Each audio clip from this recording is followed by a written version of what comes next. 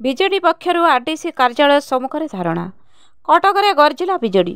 ଓଡ଼ିଶାରେ ନାରୀମାନଙ୍କ ଉପରେ ହେଉଥିବା ଅତ୍ୟାଚାର, ବିଗତ ଦିନରେ ବାଲେଶ୍ୱର ସୋମେଶ୍ରୀ ଘଟଣା ତଥା ପୁରୀ ବଳଙ୍ଗାଠାରେ ଦୁର୍ବୃତ୍ତମାନେ ପୋଡ଼ି ଦେଇଥିବା ନାବାଳିକା ଘଟଣା ଏବଂ ରାଜ୍ୟରେ ସବୁଦିନ ଘଟୁଥିବା ଅପରାଧିକ ଘଟଣାକୁ ନେଇ ବିଜେଡି ଦଳ ପକ୍ଷରୁ ଆରଡିସି ଜୋରସ୍ତରୀୟ ପ୍ରତିବାଦ ଆରମ୍ଭ ହୋଇଛି। ଏହି ଅବସରରେ କଟକ ଜୋନ୍ରେ ସମାବେଶ ଓ ପ୍ରତିବାଦ ରାଲି କରି ବିଜେଡିର ତୁଙ୍ଗ ନେତୃବୃନ୍ଦ ଆରଡିସି ଅଫିସ ଆଗରେ ଶାନ୍ତିପୂର୍ଣ୍ଣ ଧାରଣାରେ ବସିବା ସହ ବିଚାର ବିଭାଗୀୟ ତଦନ୍ତ ଦାବି କରିଛନ୍ତି। ଏହି ସମାବେଶରେ ବିଜେଡି ଦଳର ବରିଷ୍ଠ ନେତା ଦେବୀ ମିଶ୍ର, राज्यसभा सांसद देवाशीष सामंतराय, बीजेडी नेत्री लेखाश्री सामंतराय, पूर्वतन विधायक प्रताप जेना, वरिष्ठ नेता अशोक पंडा, मेयर सुभाष सिंह, चांदबाली विधायक बोमकेश राय, पूर्वतन कटक चौद्वार विधायक डॉक्टर प्रभात रंजन विश्वाल समेत अनेक बीजेडी कर्मकर्ता ଏହି ସମାବେଶରେ ଯୋଗ ଦେଇଥିଲେ।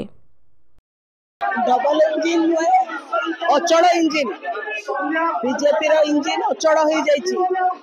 महिला माने संकट रे केवल विपद रे नुहंती, असुरक्षित नुहंती, आज संकट रे जे माँ भौणी मानंको दुष्कर्म तो अनेक बढ़ी जाइतिला ए बीजेपी सरकार रे, किंतु जो बड़ी भाव रे जड़ा जाउची तांको एटा सभ्य समाज केबे भी ग्रहणीय नुहे।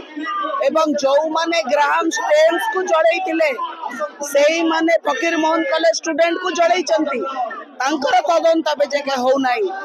जिए बड़ंगा झियो को जड़ैले से मानंको बीजेपी सुरक्षित रखिची, एक तार खुलासा हवा दरकार एवं राज्यर संपूर्ण मंत्रिमंडल इस्तीफा दौ एटा मैं दाबी करूचु। ए राज्य रे बीजेपी सरकार चले पारु नहीं, सरकार इस्तीफा दियंतु। मोहन माझी समेत प्रभाती परिडा वगैरह समस्ते दलर इस्तीफा दियंतु, नहले माँ भौणी माने ए राज्य रे संपूर्ण भाव रे संकट रे अछंती बोली हम समस्त जानि सारलेनी। एवं ये सरकार महिला को सुरक्षा दबारे संपूर्ण भाव में विफल अच्छी, कौन नैतिक दायित्व ना शासन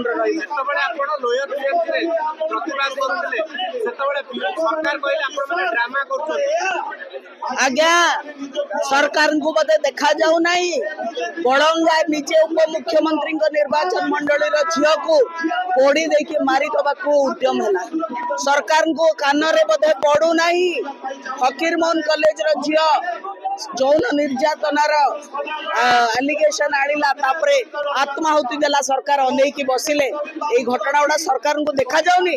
आमे कौन कलु सेटा ड्रामा लगुची, न्याय मागिबा ड्रामा आ शासन रे रहिकरी कौनसी अपराधी विरुद्ध रे कार्यानुष्ठान न नबा सेटा कौन ताकू कौ ना दबा, ताकू ता ना हला अपारगता, ता ना हला संपूर्ण भाव रे शासन भुसुड़ी पड़ीथिबा आईन स्वाभाविक एवं विजु जनता दल राजरास्ता को ओल्हे चलो जब जाए गोटे जुडिशियल इनक्वारी है प्रकार नारी जातना बढ़ी चाहिए। निर्यातना काली गोटे निमापड़ा है एवं अतीतर आम देखुचु आईन श्रृंखलाटा एत तल को खसी जाइए।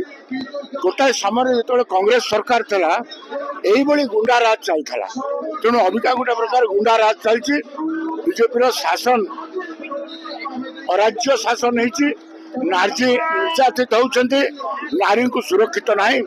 जो 24 वर्ष नवीन बाबू नारी को सशक्त कर समय यही प्रकार अपसम्मान नारी को दि जाए कंटिन्यूअसली हो। तेणु आर से लगी आज आम विशाल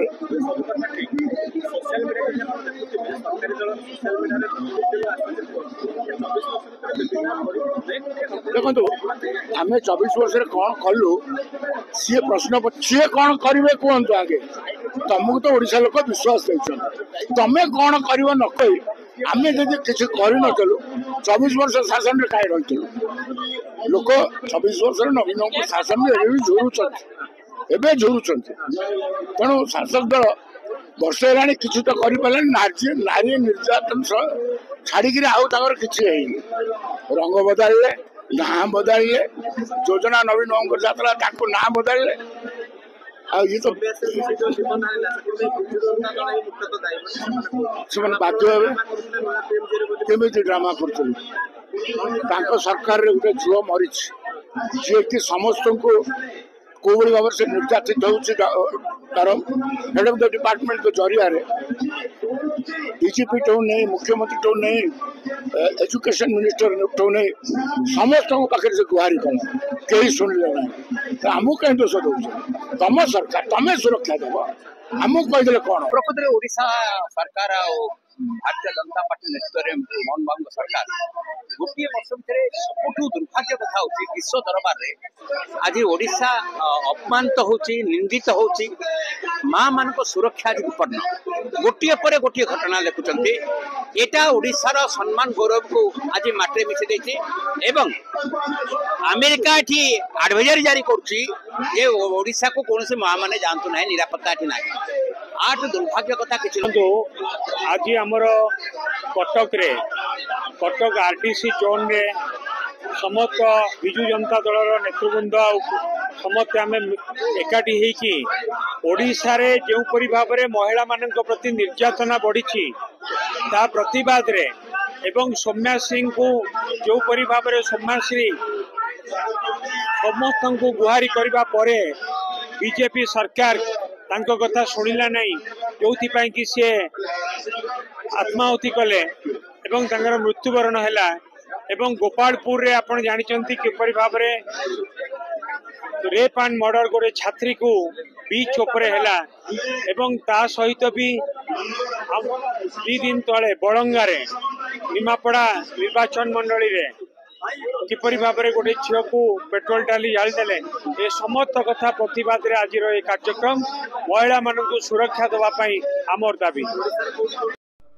कटकरू रजत कुमार महांती का रिपोर्ट सत्य समाचार।